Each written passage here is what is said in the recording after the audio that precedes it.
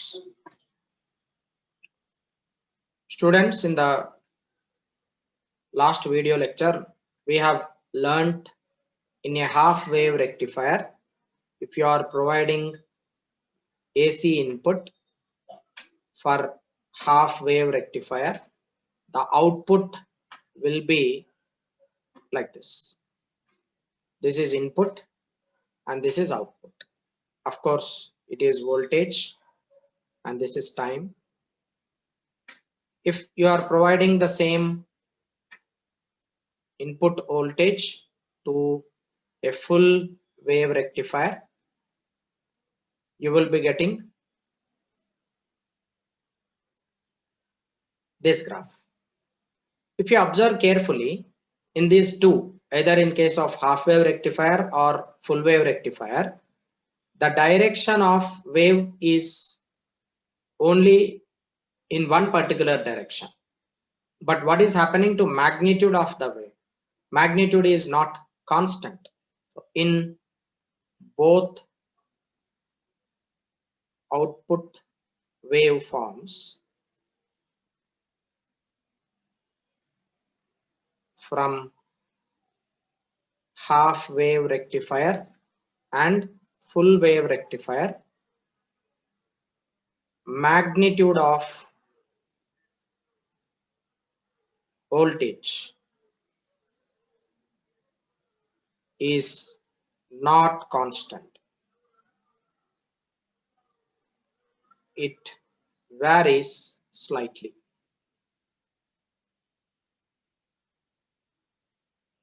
Magnitude is variable with respect to time. So first it is 0. If you observe carefully here, it is initially 0. From 0 it is increasing to maximum and then decreasing to 0. Again it is increasing to maximum and then decreasing to 0. Again increasing to maximum, decreasing to 0. The magnitude of output waveform from full wave rectifier and half wave rectifier is not constant. It is variable with respect to time. So in order to maintain constant magnitude, we will be using a capacitor in the output region of a filter, like in the output region of half wave rectifier and a full wave rectifier. We will be using a capacitor which filters this output. Okay, and the filter capacitor act as a filter circuit in rectifiers. This is transformer. This is transformer. From here you are providing AC. AC comes and here it is diode D1 and this is diode D2. As two diodes are used, it is full wave rectifier. And the output of the full wave rectifier, this is the output which comes over here, and this output region, this is output, and this output region is connected to a capacitor C1, and from this capacitor this output is going to a load resistor RL. It is load resistor which is external resistor connected in the circuit. Now what does this capacitor do is, this capacitor filters AC form of output wave. What actually happens is that a capacitor is that which undergo charging and as well as discharging.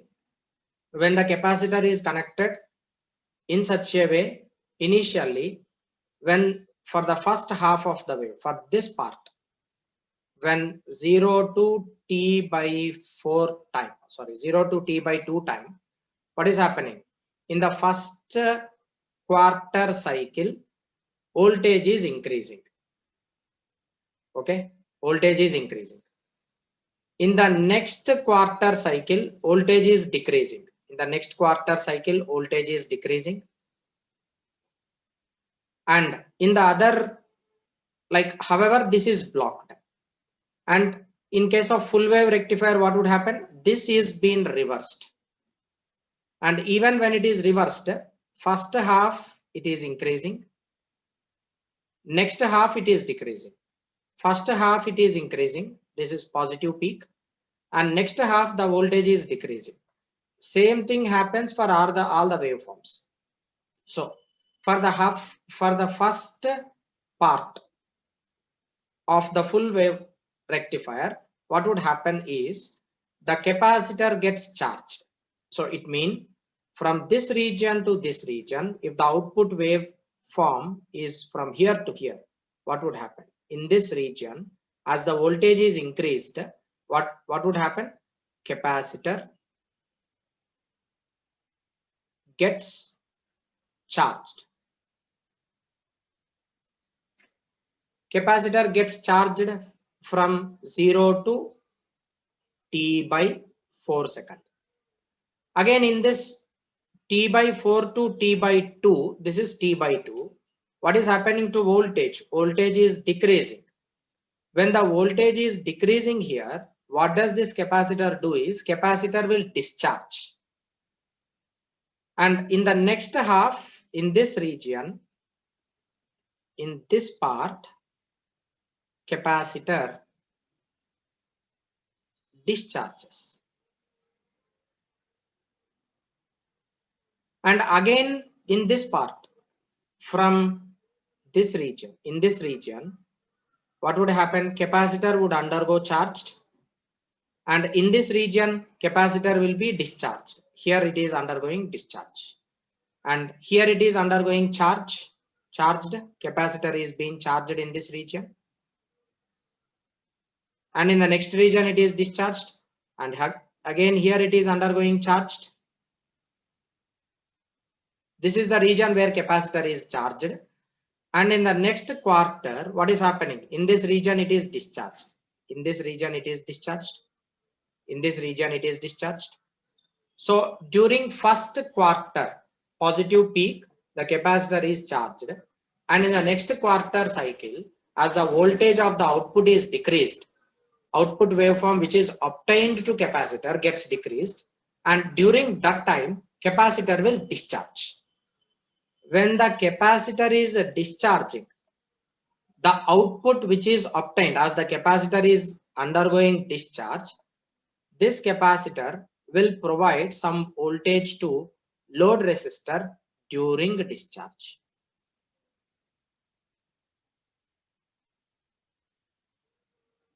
Right? So in the first quarter part, capacitor is charged, and in the next quarter part, capacitor is discharged.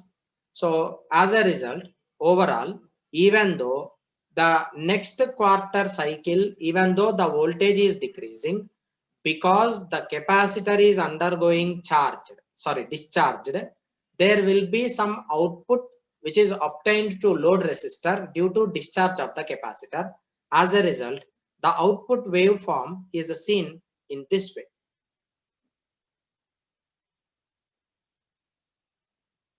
Right? So during the discharge, the output is a constant value which is obtained. Right? As a result, the final waveform of the capacitor could be seen in this form. Right? This is the output waveform with a capacitor filter.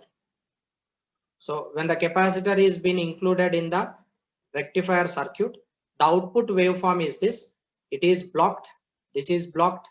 This is blocked. This is blocked. And during this negative, like during this decrease in the voltage, what happens is that capacitor undergo discharge, and that capacitor will provide output to the load resistor. As a result, a constant amount of voltage is being recorded in the output circuit of this rectifier. That is the reason why a constant voltage of same magnitude is received in the output. That is how a capacitor acts as a filter in rectifier circuits. Look here. Students, now you have got a problem where a PN junction diode is used in half wave rectifier with a load resistance of 1000 ohm. Load resistor is given as 1000 ohm. If the forward resistance RF of the diode is 10 ohm, calculate the efficiency of this half wave rectifier. You should find out efficiency of this half wave rectifier. What is formula for efficiency of the half wave rectifier? 0.406 RL divided by RF plus RL.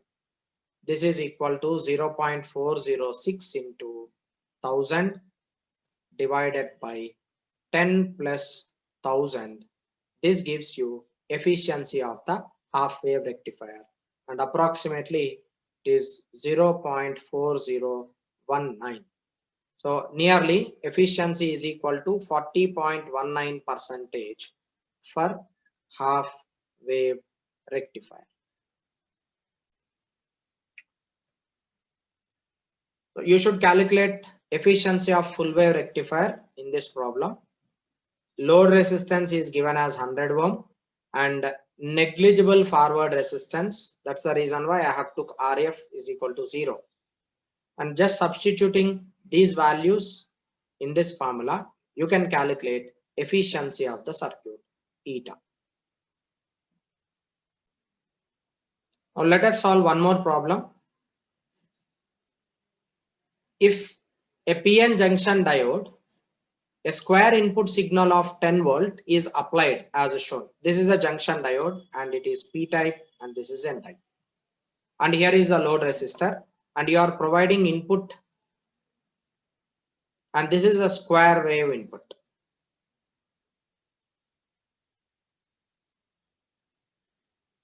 And such type of inputs are called digital inputs. And this is called digital signal.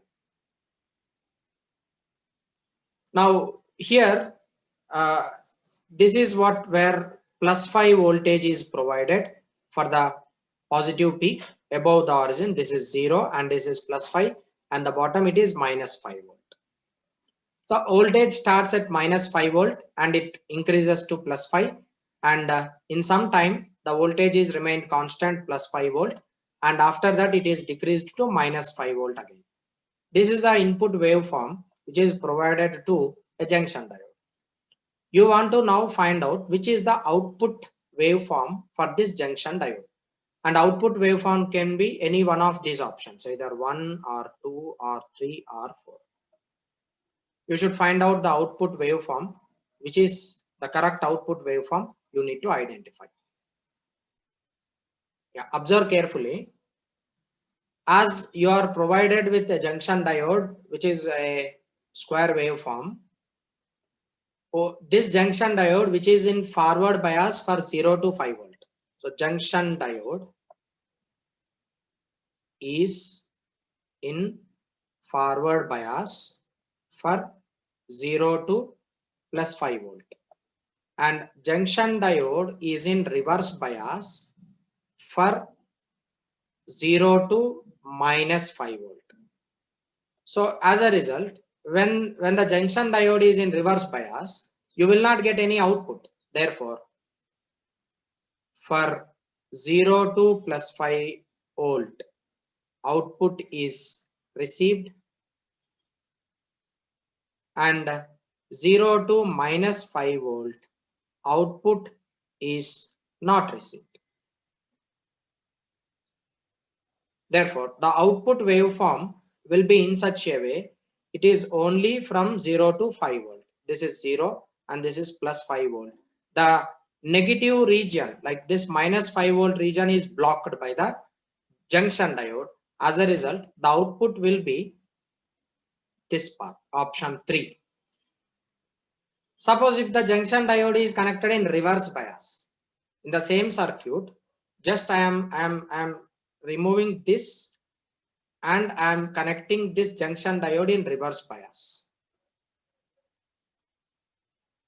Now when the junction diode is in this way, it is connected in reverse bias. This is N type and this is P type. Now what would happen? This, as the junction diode is in reverse bias for 0 to 5 volt, it will block 0 to 5 volt, and it is in forward bias for -5 to 0 volt, it will allow -5 to 0 volt. Therefore, in the second case, when I am connecting the same junction diode in reverse bias in this region, you will be getting output waveform, which is option number 2. Right? This is the way, depending on the junction diode connected in either forward bias or reverse bias to that particular input waveform, the output can be obtained. Yeah. Students, we can use junction diode. We can use junction diode as a switch. We can use junction diode as a rectifier. We can use junction diode as a Zener diode. And number 4, junction diode is used in making of optoelectronic devices. So optoelectronic devices are those devices where semiconductors, which will be used in such a way, we will be getting relation between electric current and as well as light energy. Opto mean optics, light, electronic devices. That means those electronic devices which can be giving output as light energy, or where input which is provided light energy, those kind of devices are said to be as optoelectronic devices. So input can be light energy, output you will be getting electrical energy. Input can be electrical energy, output can be light energy. So such electronic devices which convert either light energy to electrical energy or electrical energy to light energy, which can be operated, such electronic devices are called optoelectronic devices. So we already have learned junction diode as electrical switch and junction diode as rectifier circuit. Junction diode can be heavily doped junction diode act as Zener diode. Zener diode is not part of your syllabus no more, because due to this corona syllabus decreasing part, so Zener diode is been eliminated. So I'm not going to teach you Zener diode now. Next, number 4, it is junction diode used in making of optoelectronic devices. So optoelectronic devices can be 3 different types. Number 1, photodiodes. Number 2, light emitting diodes.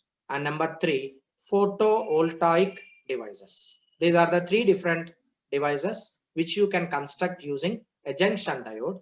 Number 1 is photodiodes. Number 2 is light emitting diodes. Number 3, photovoltaic devices. These are the 3 different types of instruments which can be constructed using a junction diode. Now let us see one by one, how does this junction diode can be used as photodiode, can be used as LED, and also can be used as photovoltaic electronic device. We'll learn that individually one by one. Yeah. Let us construct photodiode using junction diode. We will be using junction diode in reverse bias in photodiode. A reverse bias connected junction diode under suitable conditions act as photodiode. So remember that for junction diode to be used as a photodiode, you should connect that junction diode in reverse bias. Always you should connect this junction diode in reverse bias. So when you are connecting a junction diode in reverse bias, what actually happens? Let us see. This is a junction diode which you are connecting in reverse bias. it is negative terminal, this is positive terminal, and there will be a depletion region in this part.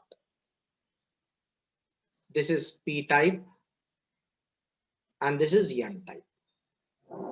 And here it is depletion region. This is depletion region, capital D. And this depletion region has no charge carriers. There will be no charge carriers. Electrons and holes are recombined in the depletion region. Whereas in P side, in this P type, there are holes. Majority charge carriers are holes. And in N side, majority charge carriers are electrons. Now what we do is, we will take a junction diode and this is connected in reverse bias. When a junction diode is connected in reverse bias, electric field will be in this direction from positive to negative. As electric field is in this direction, electrons are forced to move in this way and holes are forced to move in this direction, right? And in this region where there is no free charge carriers, you will be exposing this depletion region to photons. These are photons. A photon is light energy, which is very small packet of energy. Each energy of a photon can be written as h nu. E is equal to h nu. This is the energy packet of a light energy, which is acting as a photon. Now these photons are being incidented in this depletion region.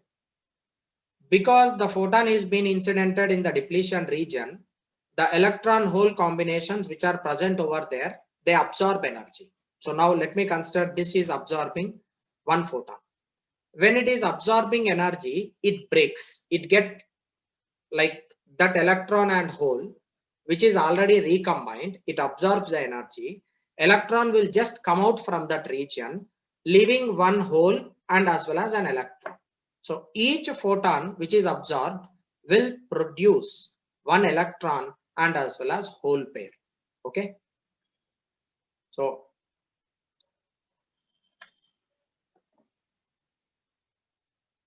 the generation of electron hole pairs takes place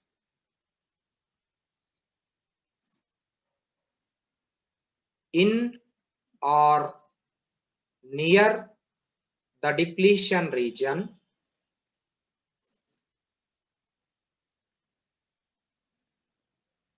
So it will be either near to the depletion region or even in the depletion region of the diode. Right? This is number one, point number one. Now what happens is that electron and holes, they are being generated. When the electron hole pairs are being generated in the depletion region, holes are pulled because of the electric field. Electrons are pulled in opposite direction to that of due to that of electric field which is connected in reverse bias. So as junction diode is connected in reverse bias, generated electron hole pairs are drifted due to electric field. Right? So as electron hole pairs are being continuously generated due to incident of the photons, electron hole pairs will be pulled due to external electric field, results in electric current. This results in electric current. So what is actually happening here? We are just providing light energy, and that light energy is converted into electrical energy by the generation of electron hole pairs. That is how a photodiode works. So a reverse bias connected photodiode, like a photodiode is being constructed when you are just taking a junction diode and connected it in reverse bias. and suitably when the photons are being incidented on the depletion region, in the depletion region or nearby the depletion region, electron hole pairs are generated. Those electron hole pairs get transferred in opposite directions due to the applied electric field which is connected in reverse bias. So as a result, the current is being seen in the circuit. So if you plot VI graph for this, you can get graph in this way. You will be getting graph as it is in reverse bias. Voltage is minus V and current is produced in the milliampere because it is in reverse bias. And this is the graph which is obtained. Right? This is for intensity I1. This is for intensity I2 and this is for intensity I3. For different intensity, you will be getting different currents. For different intensity of photons, current is different. As you are increasing the intensity of the photons, what would happen? So that means you are increasing the number of photons incidented upon the depletion region. So intensity is increased in the sense number of photons are being increased. As you are increasing number of photons, what would happen there? More number of electron hole pairs are generated. More number of electron hole pairs when they are generated, more amount of current is obtained. That's the reason why as intensity increases, the current in the junction diode goes on increases, that is obtained in the third quadrant because you are connecting the junction diode in reverse bias. So as you are connecting junction diode in reverse bias, you will be getting always graph for photodiode in third quadrant. So symbol of photodiode is this. This is the symbol of photodiode. Okay. And whatever I have explained now, the total can be seen in the animation here. You can observe that animation clearly. This is a silicon junction diode. And one side it is P-type and the other side it is N-type. And P-type and N-type are in contact with the metal plates. Actual practical junction diode will be connected with two metal plates on either side of P-type and N-type. And this is being connected in reverse bias and light is incidented at the depletion region. So when the light is incidented at the depletion region, what are the effects taking place in this? You can see the animation. I'll show you it. Observe that clearly. Light is incidented. Electron and hole pairs are generated. Electrons and hole pairs are moving in outward direction. You can see in the animation clearly.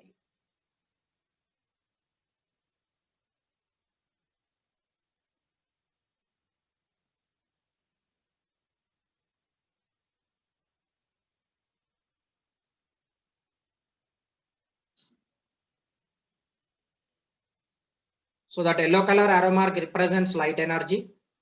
Because of that light energy, electron hole pairs are generated. Electron is being pulled and hole is also being pulled due to external electric field which is connected in reverse bias.